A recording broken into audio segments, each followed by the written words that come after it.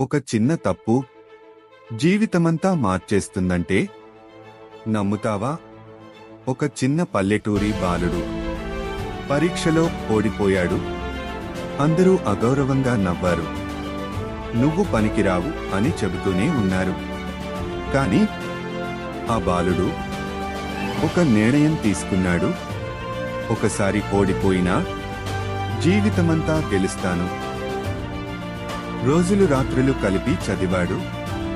ఎవరూ చూడని త్యాగం చేశాడు. కొన్ని సంవత్సరాల తర్వాత అదే బాలుడు ఐఏఎస్ ఆఫీసర్ అయ్యాడు. ఒకప్పుడు వెక్కిరించిన వాళ్లే ఈరోజు అతడి విజయానికి నమస్కరిస్తున్నారు. గుర్తుంచుకో, ఒక ఓటమి నీ భవిష్యత్తు కాదు, కానీ ఒక నిర్ణయం నీ భవిష్యత్తు అవుతుంది.